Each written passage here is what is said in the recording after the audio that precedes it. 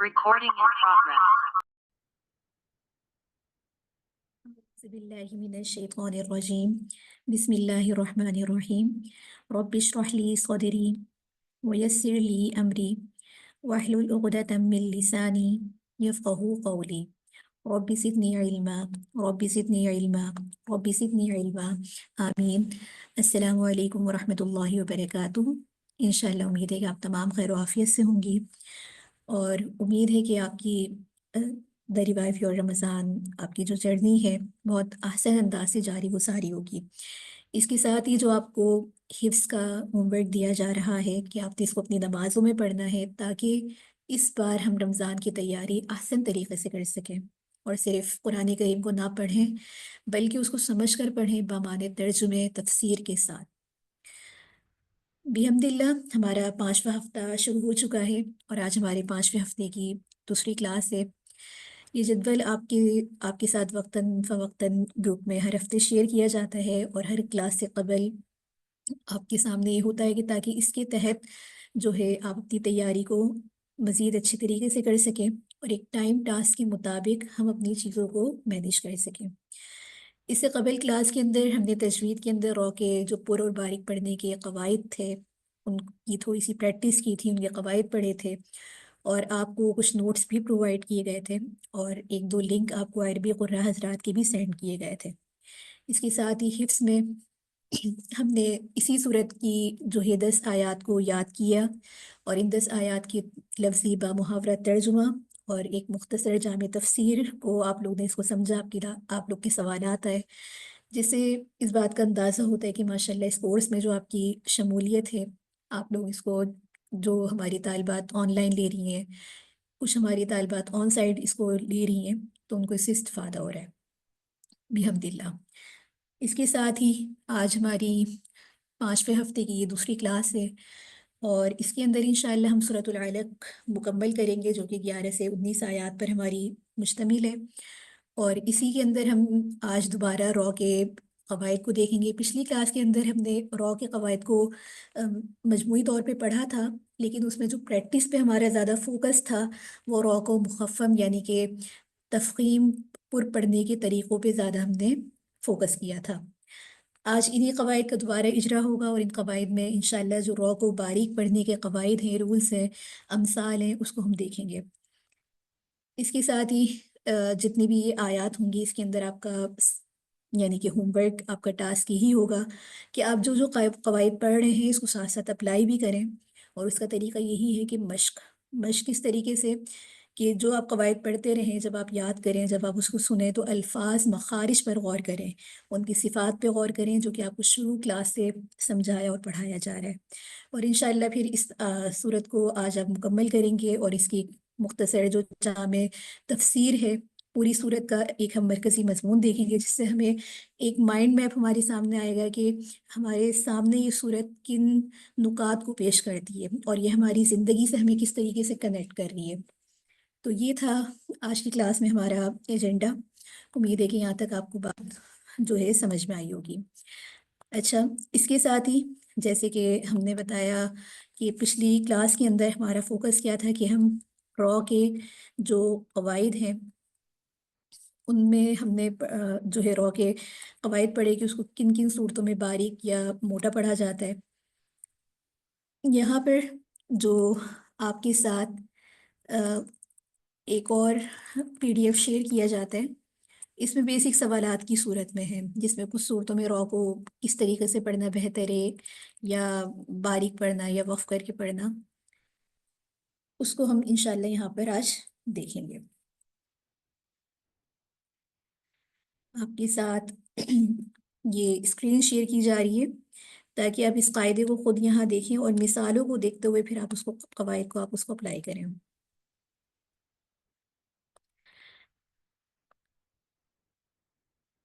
چونکہ یہ سب سے سہل انداز میں ہے یہاں پر، اور سوالات جوابات والے انداز میں جو چیز پڑھی یا سمجھی جاتی ہے وہ زیادہ دیر تک انسان کے ذہن میں راسخ رہتی ہے۔ اس کے ساتھ ہی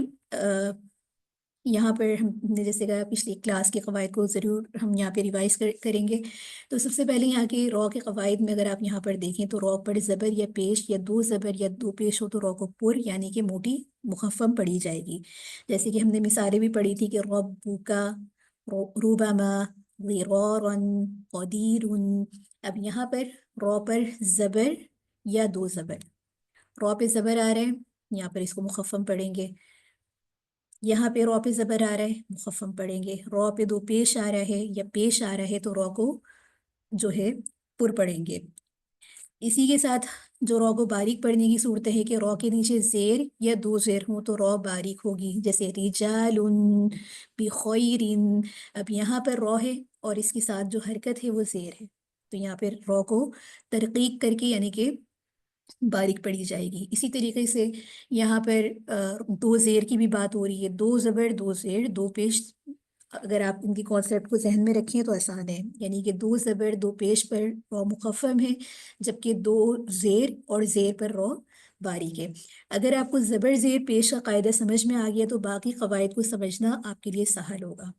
اب یہاں پر اس سے آگے تھوڑا سا اور چلیں کہ روس آپ ان قواعد کو دیکھیں گے تو شاید مشکل ہو، مثال کو دیکھیں اور مثال کے ساتھ جب آپ سنیں گے تو پھر انشاءاللہ قواعد کو اپلائی کرنا آسان ہوگا. را ساکن ہو اور اس سے پہلے اگر زبر یا پیش ہو تو اس را کو کیا پڑھیں گے؟ مخفم یعنی کہ پر پڑھیں گے. اب ارسلنا یا قرآن میں یہاں پر دیکھیں را ساکن ہے ارسلنا میں، اور اس سے پہلے کیا آ رہا ہے کہ زبر، تو یہاں پہ بھی اور اس قرأت کو بھی ذہن میں رکھیں جو کل اس سے پہلے والی کلاس کے اندر آپ کو سنائی گئی تھی، ار، ری، را. تو وہاں پر را کو باریک یا جو پر پڑھنے کا طریقہ تھا وہ کس قاعدے کے تحت تھا وہ آپ یہاں پر ملاحظہ فرمائیں. اسی طریقے سے را ساکین ہو اس سے پہلے پیش آ جائے تو وہاں بھی را کو مخفم پڑھا جاتا ہے. اب یہاں پر مثال دیکھیں، میر یتین. اب را ساکین ہے لیکن اس سے پہلے زیر ہے، را ساکین اس سے پہلے زیر. ابھی ہم بات کر رہے تھے را ساکین اور اس سے پہلے زبر یا پیش. اب یہاں پر را ساکین اس سے پہلے اگر زیر آئے گی تو یہاں پر را کو ترقیق یعنی کہ باریک پڑھیں گے. یہاں پر یہی بات ہے کہ ہر چیز کو پریکٹس اور مشق کے ذریعے آپ اس کو پختہ اچھے انداز سے پڑھ سکتے ہیں، تو یہاں پر مشق کی سب سے زیادہ ضرورت ہے. اب یہاں پر ایک اور قاعدہ آپ دیکھیے کہ را ساکن کے بعد اگر موٹے حروف، اس کا مجموعہ آپ کو دوسری تیسری کلاس میں پڑھایا جاتا ہے، خص ذوق تن قذ. تو خو، صاد، غاد، طا، ظا، غین، قاف، ان میں سے کوئی بھی حرف اسی کلمے میں آ جائے تو را کو مخفم پڑھا جائے گا یعنی کہ پر پڑھا جائے گا، جیسے قر، قاسن، ار، صادن، فرقاتن، لبل، مرصاد. اب یہاں پر آپ جتنی بھی را کو دیکھیں، ایک تو اس کے بعد موٹے حروف میں سے کوئی نہ کوئی حرف ضرور ہوگا، جیسے کہ مر میں صاد آ رہا ہے، پھر قو میں قوف آ رہا ہے، اڑ صاد میں صاد آ رہا ہے، قر قوس میں قو آ رہا ہے، اور یہ اسی کلمے میں موجود ہے، یعنی کہ اس کا اپنا ورڈ ہے، کوئی الگ سے یہ ورڈ نہیں ہے، بلکہ یہ فرقاتن یا لبل مرصاد ارصاد جتنے بھی الفاظ ہیں یہ پورا ایک جملہ ایک ہی ورڈ ہے. تو یہاں بھی ہمیں پتہ چلتا ہے کہ یہاں پر را کو آپ نے کیا کرنا ہے؟ پر کر کے پڑھنا ہے، مخفف پڑھنا ہے. اس قاعدے کے بتائے جا رہے ہیں کہ قرآن کریم میں 4 الفاظ ہیں، تو یہ جو 4 الفاظ آئیں گے یہاں پر اس کی مثال بھی بتائی جا رہی ہے. کل فرق میں را پر اور باریک دونوں پڑھنا درست ہے. آپ کچھ قرآت میں سنیں گے اور پھر وہاں آپ یہ سوچتی ہوں گی کہ شاید ہم نے جو قاعدہ پڑھا تھا وہ تو ایسے تھا، لیکن یہ قرآت جو ہم سن رہے ہیں کسی قرہ کی، یہ تو یہاا پر باریک کے بجائے پر پڑھ رہے ہیں، تو وہاں پر دونوں صورتیں پڑھنا جائز ہوتی ہیں، دونوں طرح پڑھنا ٹھیک ہے. اسی طریقے سے کچھ صورتیں ایسی ہوتی ہیں جہاں پہ را کو مخفم پڑھنا زیادہ بہتر ہوتا ہے، زیادہ افضل ہوتا ہے، تو کچھ قرہ حضرات اس کو اس طریقے سے پڑھ رہے ہوتے ہیں. بعض دفعہ جو ہم قرأت سن رہے ہوتے ہیں اور قرأت میں جو الفاظ کا مخفم پڑھنا یا اس میں وقف کرنا، یہ جتنی بھی چینجز ہوتی ہیں اس کا تعلق بعض اوقات سبا قرأت سے ہوتا ہے، وہ ایک الگ فن ہے. چونکہ آپ کو یہ بات پتہ ہے کہ ہمارا کورس بیسک ہے، اور اگر ہم ابھی سے آپ کو اتنی مشکل چیزوں کو ڈیٹیل میں سمجھانے لگیں گے تو شاید آپ کو قواعد مشکل لگیں. ٹھیک ہے. تو یہ وہ مثالیں ہیں کہ جہاں پر کچھ صورتوں میں دونوں طرح پڑھنا جائز ہے، بہتر ہے، اور کچھ صورت میں پر پڑھنا اور کچھ میں باریک پڑھنا. اسی طریقے سے یہاں پر ایک اور قاعدہ ہے کہ را ساکن سے پہلے زیر ہو اور اس کے بعد موٹے حروف میں سے کوئی حرف دوسرے کلمے میں آ جائے تو را باریک ہوگی. اب یہ قاعدہ ایسے سمجھ بھی نہیں آئے گا. یہاں اس کی مثال دیکھیں. را ساکن ہے اور اس سے پہلے زیر ہے، زال کے نیچے زیر ہے. اس کے بعد موٹے حروف میں سے کوئی حرف دوسرے کلمے میں آ جائے. اب انذر ایک الگ ورڈ ہے، قومک ایک الگ ورڈ ہے. تو یہاں پر یہ قاعدہ اپلائی ہو رہا ہے، انذر قومک، ذر قومک. تو اس وجہ سے یہاں پر جو ہے اس کو باریک پڑھ رہے ہیں. ایک یہ قاعدہ بھی اپلائی ہو رہا ہے. اور اگر اس کو سمپل، اگر آپ ایک مثال کو ہٹا دیں قومک، تو یہ دوسرا قاعدہ جو بھی اوپر پڑھا ہے کہ را ساکن سے پہلے اگر زیر آ جائے تو را کو ترقیق کر کے پڑھتے ہیں. اسی طریقے سے یہاں پر دیکھیں کہ را ساکن سے پہلے زیر دوسرے کلمے میں ہو تو را پر پڑھی جائے گی. را ساکن ہے لمنر، لیمنر ارتضا، لیمنر ارتضا، یہ دو ورڈ الگ الگ ہیں. تو را ساکن سے پہلے زیر دوسرے کلمے میں ہو، یہ لمن کی ایک الگ ورڈ ہے، تو یہ الگ سے جو زیر الگ کلمے میں آ رہی ہے تو اس کی وجہ سے را کو مخفم کر کے پڑھا جائے گا. اسی طریقے سے را ساکن سے پہلے زیر عارضی ہو تو را پر پڑھی جائے گی، ارجعی. تو یہ کچھ باریک بھی نہیں قاعدے ہیں یہاں پر. یہ ساری چیزیں آپ جب جیسے جیسے ڈے بائی ڈے پریکٹس کریں گے، ان کو سمجھیں گے، اور اس پہ آپ کا جتنا زیادہ تدبر ہوگا تو انشاءاللہ یہ قواعد آپ کو اتنے ہی احسن انداز میں سمجھ میں آئیں گے. تو اس کو آپ پڑھیں بھی سمجھیں بھی، کیونکہ کے قواعد جو ہے تجوید میں کافی اہمیت کے حامل ہے. ویسے تو آپ جتنی بھی تجوید کو اٹھا کے دیکھ لیں، آپ جیسے سے پڑھیں گے تو آپ کو لگے گا کہ شاید یہ قاعدہ اب سے جتنا ہم نے پڑھا یہ قاعدہ سب سے اہم تھا. پھر اگلی کلاس میں کچھ نیا پڑھتے ہیں، جیسے کہ ہمیں آن سائٹ میں ہماری طالبات ہمیں یہ فیڈ بیک دے رہی ہوتی ہیں کہ یہ چیز تو ہم نے پہلی دفعہ پڑھی ہے. اگلی کلاس میں کوئی نیا پڑھتے ہیں تو کہتے ہیں یہ چیز تو اس سے بھی زیادہ اہم ہے، ہم اس میں بہت زیادہ غلطیاں کرتے ہیں، بہت زیادہ لحن کر رہے ہوتے ہیں. تو ان کو پریکٹس کریں، بار بار اس کو سمجھیں. اور جو آپ کو قرأت دیگر عربی جو آپ کو لنک سینڈ کیے جاتے ہیں اس کو ضرور سنیں، کیونکہ یہاں پر آپ جیسے اردو میں پڑھ رہے ہیں، چاہے آپ کو عربی نہیں بھی آتی لیکن قرآن کریم کا اسلوب ایسا ہے کہ اگر آپ کو عربی نہیں بھی آتی تو وہ آپ کو سمجھ میں ضرور آ رہی ہوتی ہے. تو جب آپ اس کو مثال سے دیکھتے ہیں، ان کی قرأت کو سنتے ہیں، آیات کو سنتے ہیں، تو آپ کو اردو سے وہ چیزیں کنیکٹ ہوتی ہوئی سمجھ میں آئیں گی کہ اچھا یہاں پر یہ را کو باریک پڑھ رہے ہیں، کس طریقے سے پڑھ رہے ہیں. تو وہ اس کو تفخیم اور ترقیق کر کے پڑھنا پھر انشاءاللہ آپ کو آ جائے گا.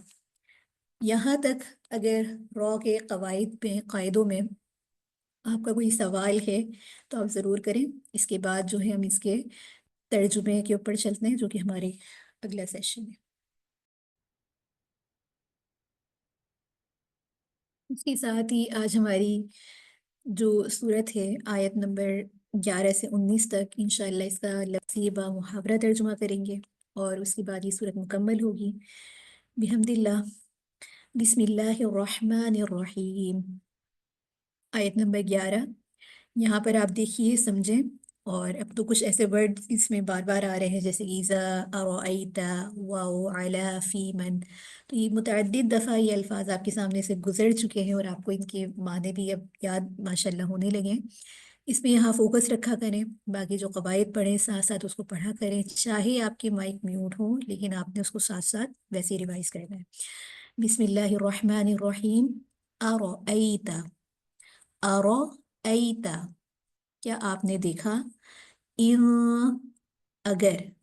کانا، وہ ہو، علا، اوپر. اب یہ مل رہا ہے تو علل، ہدا، ہدا، ہا، دال. یہاں پہ دیکھیں یہ مد بھی ہے، اور مد آپ کو پتہ ہے کہ بھی ہم نے سابقہ ہفتے کے اندر مد کے متعلق تفصیلی طور پہ پڑھا تھا. مد متصل، مد منفصل، مد لازم. علی الہدا، ہدایت. अला ऊपर, पर, हुदा हिदायत के। अरअयता क्या आपने देखा, इन अगर, काना वो हो, अला ऊपर, अल हुदा या हुदा हिदायत के। क्या आपने देखा अगर वो हिदायत पर हों, क्या आपने देखा अगर वो हिदायत पर हों। औ अमरा, औ या, अमरा हुक्म देता हो, अमरा हुक्म देता हो, बित्तक़वा, बित्तक़वा मखारिज पे भी साथ साथ फोकस करें, डर कर रहने का। औ अमरा या हुक्म देता हो, बित्तक़वा डर कर रहने का, तकवे का हुक्म देता हो या तकवे का हुक्म देता हो। अरअयता क्या देखा तुमने, क्या देखा आपने, इन अगर, कज़्ज़बा इसने झुठलाया, कज़्ज़बा इसने झुठलाया, वतवल्ला और मुंह मोड़ा, वतवल्ला। वाओ, वाओ अभी भी तालिबात जब अपने वॉइस नोट या ऑन साइड कभी कभी सुनाते हैं तो उसके अंदर आपके वाओ जो है दांतों से अदा हो रहा होता है, जबकि वाओ होठों वाले हुर्फ में से होठों को गोल करने से इसका मखरज अदा होता है। वतवल्ला और मुंह मोड़ा। अरअयता क्या देखा तुमने, इन अगर, कज़्ज़बा इसने झुठलाया, वतवल्ला और मुंह मोड़ा। क्या तुमने देखा अगर इसने झुठलाया और मुंह मोड़ा, क्या तुमने देखा अगर इसने झुठलाया और मुंह मोड़ा। अलम यअलम या नहीं इसने जाना, अलम यअलम, यअलम या नहीं इसने जाना, बिअन्ना कि यकीनन, बिअन्ना अल्लाह लफ्ज़ अल्लाह से मिल रहा है अल्लाह ताला। अच्छा, बहुत सारी तालिबात जब अल्लाह का नाम कोई आ रहा होता है तो इस तरह से नहीं कहना चाहिए कि अल्लाह से मिल रहा है, लफ्ज़ अल्लाह, लफ्ज़ अल्लाह इस तरह का इस्तेमाल करना चाहिए। बी अन्ना यकीनन, बी अन्नल्लाह अल्लाह ताला, यरा देख रहा है, अलम यअलम क्या नहीं इसने जाना, बी अन्ना यकीनन अल्लाह अल्लाह ताला, यरा देख रहा है। क्या उसने नहीं जाना कि यकीनन अल्लाह ताला देख रहा है, उसने नहीं जाना कि यकीनन अल्लाह ताला देख रहा है। कल्ला हरगिज नहीं, लइल्लम लइन यकीनन अगर, लम यंतही वो बाज ना आया, लनस्फ़अम लाज़मन हम खींचेंगे, लनस्फ़अम सीन फ़ा आइन, लनस्फ़अम लाज़म हम खींचेंगे, बिन नासिया पेशानी के बालों से, बिन नासिया सौद सीन के साथ नहीं है। अक्सर जब इस सूरत में इन आयात को पढ़ रहे होते हैं तो सीन और सौद का कतई तौर पे ख्याल नहीं रखा जा रहा होता। और आपको ये बात पता है कि इनका मखरज चाहे एक जगह से हो लेकिन इनकी सिफात अलग अलग है। सीन में सीटी है, सौद के अंदर इसको पुर अंदाज से पढ़ना है। कल्ला हरगिज नहीं, लम यकीनन अगर, लम यंतही वो बाज न आया, लनस्फ़अम लाजमन हम खींचेंगे, बिन नासिया पेशानी के बालों से, हरगिज नहीं यकीनन अगर वो बाज ना आया तो हम पेशानी के बालों से लाजमन खींचेंगे, हरगिज नहीं यकीनन अगर वो बाज ना आया तो हम पेशानी के बालों से लाजमन खींचेंगे। नासियतिन पेशानी के बालों से, काज़िबतिन जो झूठी, काज़िबा झूठ, खातिआ खताकार है, खातिआ। अब यहाँ आइन और हमजा का फ़र्क रखना है, खातिआ नहीं करना, खातिआ खताकार। नासियतिन पेशानी के बालों से, काज़िबतिन जो झूठी, खातिआ खताकार है, जो झूठी खताकार पेशानी है, जो झूठी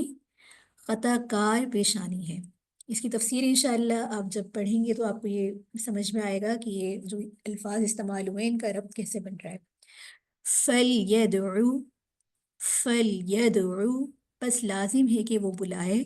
دعا یدعو بلانا، فَلْيَدْعُو، بس لازم ہے کہ وہ بلائے،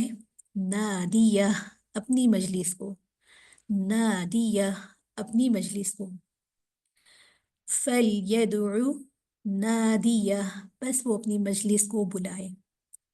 سَنَدْعُ الزَّبَانِيَّةَ، سَنَدْعُ، جلد ہی ہم بلائیں گے، سَنَدْعُ، جلد ہی ہم بلائیں گے، زبانیہ، یہ زال نہیں ہے، زا، زا اور زال کی مخارج الگ الگ ہے، فرق ہے، نرمی سختی، نرمی سختی، یعنی کہ صفات لازمہ جو ایک دوسرے کے بالکل اگینسٹ ہوتی ہیں، زبانیہ، دوزخ کے فرشتوں کو، سندعو، جلد ہی ہم بلائیں گے، یہ لفظ مل رہا ہے سندعو الزبانیہ، زبانیہ دوزخ کے فرشتوں کو، جلد ہی ہم دوزخ کے فرشتوں کو بلائیں گے، جلد ہی ہم دوزخ کے فرشتوں کو بلائیں گے، کلا، ہرگز نہیں، لا تطیعہ، لا تطیعہ، تا قو، صفت دونوں کی الگ الگ ہے، جب آپ ایسے الفاظ کو پڑھیں جو قریب المخرج ہوں، ہم آواز حروف، جو کہ سبق میں، سابقہ سبق میں بھی تھا کہ ایسے حروف جو اگر ایک کا مخرج، مخرج ایک ہوتا ہے، ایک کی صفات کو دوسرے سے الگ نہیں کرتے تو وہ ہم آواز حروف میں فرق نہیں رہتا، تا الگ ہے، قو الگ ہے، تطیعہ، لا تطیعہ، نہ آپ بات مانو اس کی، کلا، ہرگز نہیں، لا تطیعہ، نہ آپ بات مانو اس کی، وسجد، وسجد، واو، وسجد، اور سجدہ کرو، وقترب، وقترب، تو نہیں ہے، تا، وقترب، اور بہت قریب ہو جاؤ، اور بہت قریب ہو جاؤ۔ اچھا، یہ آیت سجدہ ہے، اور آیت سجدہ کے بارے میں جیسے کہ پتہ ہے کہ صحیح مسلم میں روایت ہے حضرت ابو ہریرہ رضی اللہ تعالیٰ عنہ سے کہ آپ صلی اللہ علیہ وآلہ وسلم جو ہے آیت سجدہ کے بارے میں یہ ہے کہ جب یہاں پر سننے اور پڑھنے والے دونوں کے اوپر تلاوت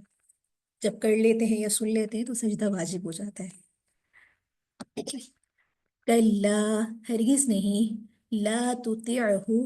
نہ آپ بات مانو اس کی، وسجد، اور سجدہ کرو، وقترب، اور بہت قریب ہو جاؤ، ہرگز نہیں آپ اس کی بات مانو اور سجدہ کرو اور بہت قریب ہو جاؤ، ہرگز نہیں آپ اس کی بات مانو، اس کی بات نہ مانو اور سجدہ کرو اور بہت قریب ہو جاؤ۔ یہاں تک اس کا جو لفظی اور بامحاورہ ترجمہ ہے وہ مکمل ہوتا ہے، اور بحمدللہ یہ صورت آج ہماری بفضلہ تعالی کمپلیٹ ہوتی ہے۔ اب اس کا ترجمہ اور لفظی اور بامحاورہ ترجمہ آپ لوگ کریں جب تک ریکارڈنگ روک دی جاتی ہے، اور اس میں جو بھی آپ کی اغلاط ہوں گی، جس الفاظ کے معنی آپ کو سمجھ میں نہیں آئے ہوں گے، انشاءاللہ اس کی تصحیح ہوگی۔ بارک اللہ فیک، احسنتی، ماشاء اللہ، اللہ تعالیٰ آپ کی تمام محنتوں کو قبول کرے۔ جس طریقے سے آپ لوگ اس ترجمے کو سن کے خود از خود کوشش کرنا پہلی دفعہ میں، یہ بہت بڑی بات ہے۔ اچھا، اس کے ساتھ ہی اب ہم ان آیات کی تفسیر کریں گے انشاءاللہ۔ ویسے تو اس پوری صورت کا ایک جامع تعارف آپ کے سامنے سابقہ سیشن میں ہم نے کر دیا تھا کہ اس صورت کے نزول کا جو ابتدائی آیات تھی اس کا کیا منظر تھا۔ اس کے ساتھ ہی ہم نے اس بات کو سمجھا کہ علم کی اہمیت، علم کے ذرائع، اور قرآن کریم میں یہاں جو قلم کی ایک اہمیت ہے تو اس کے متعلق ہم نے پڑھا، اور اس بات کو بھی دیکھا کہ آپ صلی اللہ علیہ وآلہ وسلم کو کتابت کی تعلیم نہ دینے کا جو اللہ تعالیٰ کی حکمت تھی، جو راز تھا، وہ کتنی ایک جو ہے ایک پوائنٹ تھا، اور اللہ نے کس طریقے سے یہ تمام چیزوں کو مصلحت کے تحت جو ہے نبی کریم صلی اللہ علیہ وآلہ وسلم پر اپنی عنایات کی۔ اس کے ساتھ ہی یہاں پر ہمیں یہ بات بھی سمجھ میں آئی کہ علم جو ہے صرف قلم کے ذریعے حاصل نہیں ہوتا، بلکہ اس کی جو دیگر ذرائع ہیں جو اللہ تعالیٰ نے انسان کو حواس خمسہ عطا فرمائے ہیں، ان کے ذریعے کس کس طریقے سے حاصل کیا جاتا ہے۔ اچھا، اس کے ساتھ ہی ہم نے اس بات کو، جو سابقہ آیت تھی، کلا ان الانسان لیطغی ان رآہ استغنی، تو کچھ آیات جیسے کہ ہم نے شان نزول میں پڑھا تھا کہ کسی خاص شخص کے بارے میں ہوتی ہیں لیکن اس کا حکم عام ہوتا ہے، تو یہاں پر بھی یہ بات تھی کہ یہ اگرچہ ابو جہل کے بارے میں تھی کہ وہ نبی کریم صلی اللہ علیہ وآلہ وسلم کی شان میں گستاخی کی تھی، لیکن اس کا جو ایک مضمون تھا وہ بالکل عام رکھا گیا۔ سرکشی میں جو بھی شخص مبتلا ہوگا تو یہ آیات اس کے اوپر صادق آتی ہیں۔ اس کے ساتھ ہی ان تمام جد و جہد کو پڑھنے کے ساتھ ان الی ربک الرجعی، رجعہ کے بارے میں ہم نے یہی پڑھا تھا کہ انسان کتنا بھی خود مختار ہو جائے لیکن وہ کسی نہ کسی طور پر اپنی ضروریات کے لیے کسی نہ کسی انسان کا محتاج ہوتا ہے، اگر وہ ظاہری طور پہ کسی انسان کا محتاج نہ بھی ہو لیکن وہ اللہ تعالیٰ کا محتاج ہمیشہ ہمیشہ رہتا ہے۔ اس کے ساتھ ہی آخری یعنی کہ ہماری یہ جو آیت نمبر 11 سے 20 تک ہے، اس کا ایک لفظی اگر ترجمے کو دیکھتے ہوئے اس کی تفسیر کو دیکھیں تو اس آیت کے تحت یہ بات تھی کہ ایک خاص واقعے کی طرف اشارہ تھا، جب اللہ تعالیٰ نے آپ صلی اللہ علیہ وآلہ وسلم کو نماز پڑھنے کا حکم دیا اور آپ نے نماز پڑھنا شروع کی تو ابو جہل نے آپ کو نماز پڑھنے سے روکا، دھمکیاں دی یا آئندہ نماز پڑھی اور سجدہ کیا تو معاذ اللہ آپ کی گردن کو کچل دیں گے۔ اس کے جواب میں اور اس کو زجر کرنے کے لیے آیت نازل ہوئی کہ الم یعلم بان اللہ یری، یعنی کہ کیا وہ یہ نہیں جانتا کہ اللہ تعالیٰ دیکھ رہا ہے۔ اب یہاں یہ ذکر نہیں ہے کہ کس کو دیکھ رہا ہے، اس لیے اس کے معنی بالکل عام ہیں کہ نماز پڑھنے والی جو ہستی ہے اس کو بھی دیکھ رہا ہے، اور جو اس کو روک رہا ہے، اس کو روکنے والے جو ذرائع ہیں جیسے کہ ابو جہل تھا، ایسے بدبختوں کو بھی اللہ تعالیٰ دیکھ رہا ہے۔ تو یہ جملہ اپنے آپ میں ایک بہت ہی گہرائی رکھتا ہے، تو اس میں وہ تمام عناصر شامل ہو جاتے ہیں جو انسان کو عبادت سے روک رہے ہوتے ہیں، خاص کر کے نماز سے۔ صرف یہ نہیں کہ آپ زبان سے روک رہے ہیں، یہ زبان سے تکلیف دے رہے ہیں،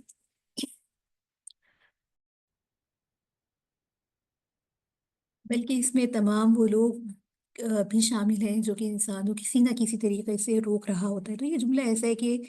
الم یعلم بان اللہ یری، کہ کیا تم نہیں جانتے کہ جو کچھ تم کر رہے ہو اللہ تعالیٰ دیکھ رہے ہیں، تو آگے دیکھنے کے بعد کیا حشر ہوگا اس کا ذکر نہیں ہے، تو اس میں اس بات کی طرف بھی اشارہ ہے کہ وہ منظر، وہ چیزیں، وہ انجام اس قدر ہولناک ہوگا کہ اس کو دیکھنے کا انسان تصور بھی نہیں کر سکتا۔ پھر یہاں پر یہ جو لفظ تھا لَنَسْفَعًا بِالنَّاصِيَةِ، لَنَسْفَعًا، نسفع صفا سے یہ لفظ ہے، اس کے معنی ہوتے ہیں کہ کسی کو سختی کے ساتھ کھینچنے کے، اور ناصیہ یہ جو پیشانی کے بالوں سے، تو سر کے جو اگلے بالوں کو کہا جاتا ہے جو کہ پیشانی کے تھوڑا سا اوپر ہوتا ہے، تو جس شخص کی پیشانی کے بالوں کو کسی کے ہاتھ میں آ جائے اور اس کے ساتھ وہ اس کو کھینچا جائے تو وہ مجبور ہو کے اس طرف جانے پہ مجبور ہو جاتا ہے، اور ایک تکلیف کا عالم یہاں پر بتایا جا رہا ہے۔ اس کے ساتھ ہی یہاں پر کَلَّا لَا تُطِعْهُ وَاسْجُدْ وَاقْتَرِب، نبی کریم صلی اللہ علیہ وآلہ وسلم کو ہدایت دی جا رہی ہے کہ ابو جہل کی بات پر کان نہ دھریں، سجدوں اور نمازوں میں مشغول رہیں، یہی اللہ تعالیٰ کے قرب کا ذریعہ ہے۔ دیکھیں، جب بھی دین دعوت کی تبلیغ کی بات آتی ہے تو انبیاء علیہ السلام کو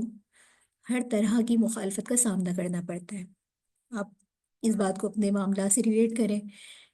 کہ بطور داعی و داعیہ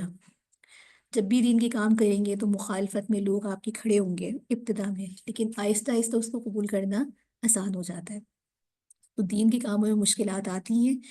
جب نبی کو یہ ہدایت دی جا رہی ہے کہ آپ ان کی باتوں پہ کان نہ دھریں، تو بحیثیت امت مسلمہ یہ ہمارے لیے بھی ایک اصول، ایک رول بتایا جا رہا ہے۔ اور اس کے ساتھ ہی یہاں پر ایک بہت ہی پیاری حدیث بھی ہے سجدے کی حالت میں دعا قبول ہونے سے متعلق،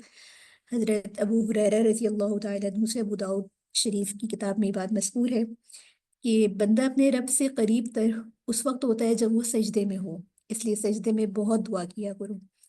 اور اسی طریقے سے ایک دوسری صحیح حدیث میں بھی الفاظ آئے ہیں کہ فَإِنَّهُ ثُمَّ إِنَّ يَسْحَبَ لَكُمْ، یعنی کہ سجدے کی حالت میں دعا قبول ہونے کے لائق ہے۔ تو یہاں پر اس پوری صورت کے جو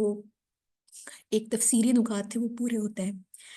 اب اگر ہم اس صورت کو، جیسے کہ ہر صورت میں ہم یہ بات ضرور دیکھتے ہیں کہ یہ کس طریقے سے ایک پورا خلاصہ، ایک سمری ہمارے سامنے ہے،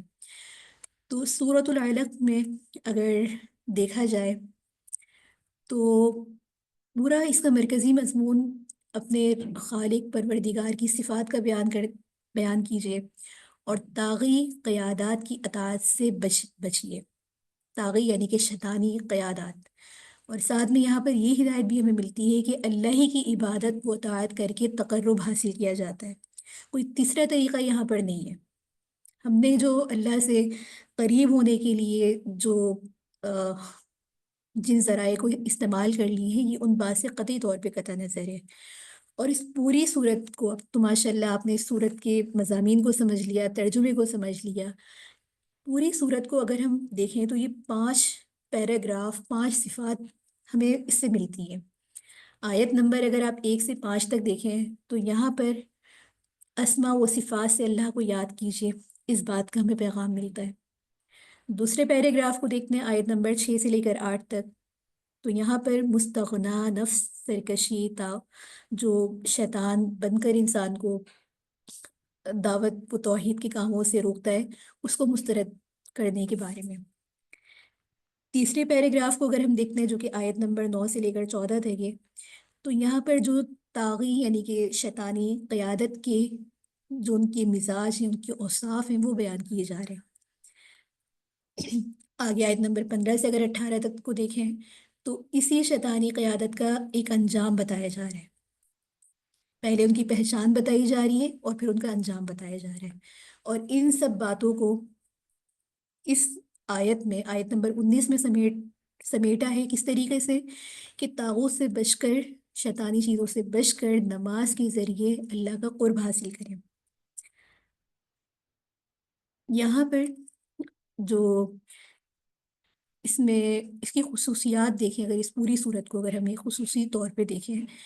تو سورۃ العلق کی آخری آیت میں ایک حکم ہے، سلبی حکم آپ کے لیے، لا تطیعہ، اور ایک ایجابی حکم ہے، واسجد واقترب۔ یہ اسی اسلوب کی طرح ہے کہ جیسے بتایا بھی حکم جا رہا ہے اور قرب کا ذریعہ بھی بتایا جا رہا ہے۔ پھر یہاں پر جو ایک بہت اہم بات ہمیں ملتی ہے کہ اسلامی تحریکوں کے لیے کیا ضروری ہے کہ وہ طاغوت کا مقابلہ کرنے کے لیے احسان پر مبنی عبادات اور طویل سجدوں کے ذریعے اپنے رب اور خالق سے اپنے تعلق کو ڈیویلپ کریں۔ پھر یہاں پر جو سورۃ العلق میں سب سے پہلے دیکھا جائے تو مومن اور مومن کے اندر جو خصوصیات ہوتی ہیں، اس کی قیادت کے جو اوصاف ہوتے ہیں، وہ بتائے جا رہے ہیں۔ پہلا کیا بتایا؟ پوری صورت کو آپ اپنے ذہن میں لائیے، جتنا آپ نے حفظ کر لیا ہے، جتنا آپ نے سمجھ لیا، اپنے سامنے اس کو، جو آپ کو نوٹس پرووائڈ کیے گئے ہیں ان کو سامنے رکھیں۔ آیت نمبر 11 میں کہ علی الہدا، کہ وہ ہدایت پر ہے۔ آیت نمبر 10 میں کہ مومن قیادت نماز کے ذریعے اپنے رب کے ساتھ اپنے تعلق کو مضبوط کرتا ہے، صلی کا ورڈ استعمال کیا۔ تیسری اوصاف جو بتایا جا رہا ہے آیت نمبر 12 کہ مومن قیادت پاکیزگی، تقوی کی دعوت اور تبلیغ کا فریضہ سر انجام دیتی رہتی ہے، کہ امرو بالتقوی او امرو بالتقوی۔ اس کے ساتھ ہی اس کے بالمقابل جو ہے طاغوتی قیادت یعنی کہ شیطانی قیادت کے اوصاف بیان کیے جا رہے ہیں۔ آیت نمبر 6 میں جو ان کی سرکشی ہے، جو حد سے تجاوز کرنے والی عادات کو بتایا کہ لا یطغوا، پھر وہ اپنے آپ کو ہر چیز سے بے نیاز سمجھتے، اپنے آپ کو کسی بھی چیز کا جواب دہ نہیں سمجھتے، استغنا کا ورڈ فرمایا۔ اس کے ساتھ ہی ان کی خصوصیات، ان کی جو ایک یعنی کہ آپ یوں کہہ لیں کہ ان کے اوصاف ایک اور جو بیان کیا کہ وہ اللہ کے نیک بندوں کو نماز جیسی عبادت سے روکتا ہے۔ جیسے کہ ابو جہل کے بارے میں تو یہ آیت نازل ہوئی تھی، لیکن اس کا حکم عام ہے، ینہا عبدا اذا صلی، روکتے ہیں عبدا اذا صلی۔ تو ان تمام چیزوں کو اس صورت میں اس طریقے سے بتایا، اور پھر یہاں پر آخر میں اگر ہم دیکھیں کلا ان الانسان لیطغی،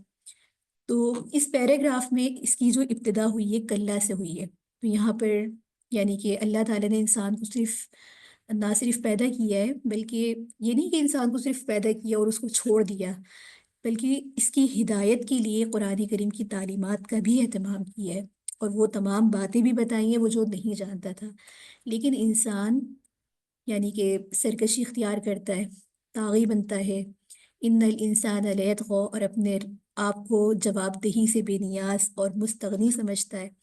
اور کیا ہوتا ہے اس کے بالمقابل کہ آخرت میں پھر جزا سزا کا انکار کرتا سمجھتا ہے، اور اس کی سوچ یہ ہوتی ہے کہ میں نے مرنے کے بعد اللہ کے حضور لوٹنا ہی نہیں ہے۔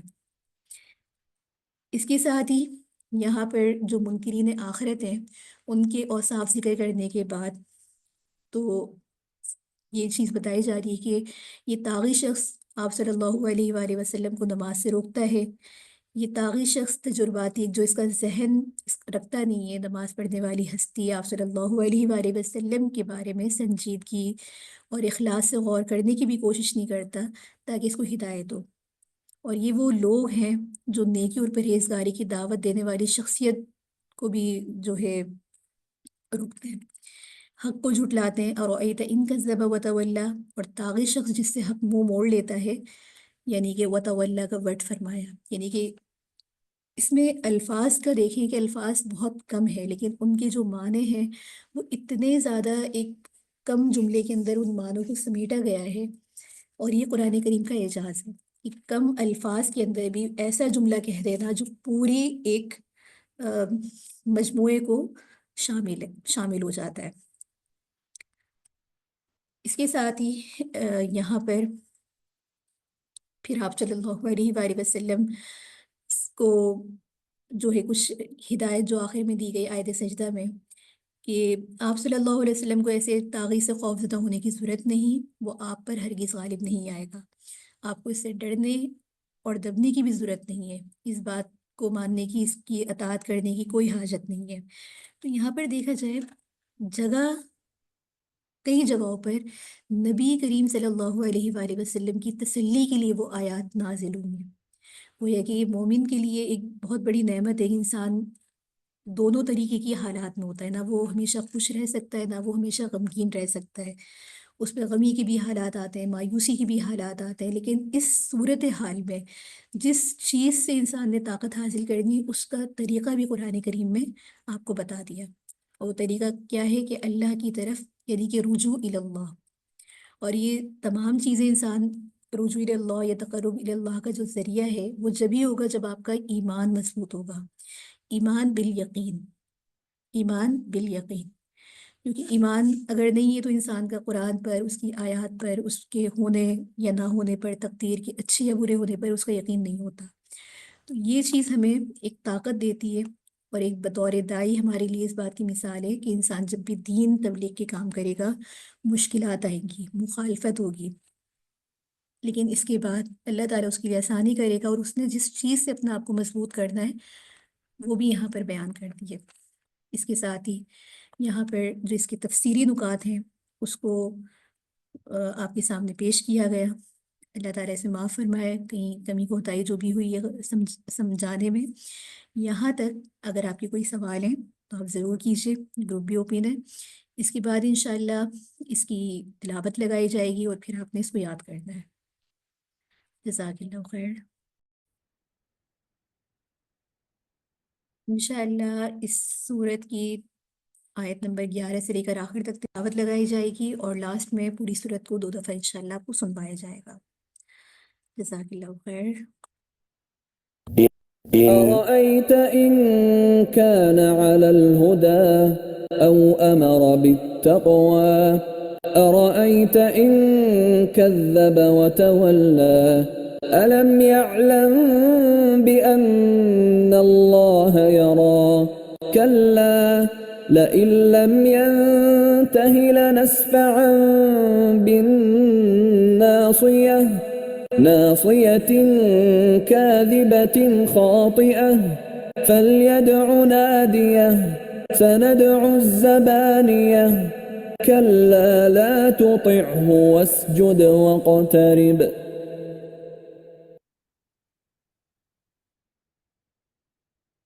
أرأيت أرأيت إن كان على الهدى أو أمر بالتقوى أرأيت إن كذب وتولى ألم يعلم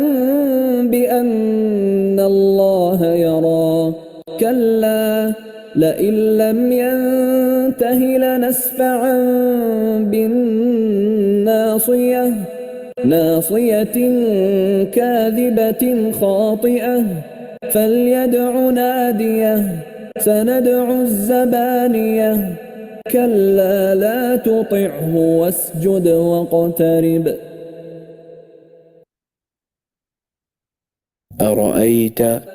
أرأيت إن كان على الهدى أو أمر بالتقوى أرأيت إن كذب وتولى ألم يعلم بأن الله يرى كلا لئن لم ينته لنسفعا بالناصية ناصية كاذبة خاطئة فليدع ناديه سندع الزبانية كلا لا تطعه واسجد واقترب أرأيت إن كان على الهدى أو أمر بالتقوى أرأيت إن كذب وتولى ألم يعلم بأن الله يرى كلا لئن لم ينته لنسفعا بالناصية ناصية كاذبة خاطئة فليدع ناديه سندع الزبانية كلا لا تطعه واسجد واقترب جی انشاءاللہ ابھی اس مکمل صورت کو آپ کے لیے 2 دفعہ لگایا جائے گا. اس کو غور سے سنیے, اس کے مخارج پہ فوکس رکھیے, جو الفاظ آپ کو مشکل لگ رہے ہیں ان کو ساتھ ساتھ پڑھیے. اقرأ باسم ربك الذي خلق خلق الإنسان من علق اقرأ وربك الأكرم الذي علم بالقلم علم الإنسان ما لم يعلم كلا إن الإنسان ليطغى أن رآه استغنى إن إلى ربك الرجعى أرأيت الذي ينهى عبدا إذا صلى أرأيت إن كان على الهدى أو أمر بالتقوى أرأيت إن كذب وتولى ألم يعلم بأن الله يرى كلا لئن لم ينته لنسفعا بالناصية ناصية كاذبة خاطئة فليدع ناديه سندع الزبانية كلا لا تطعه واسجد واقترب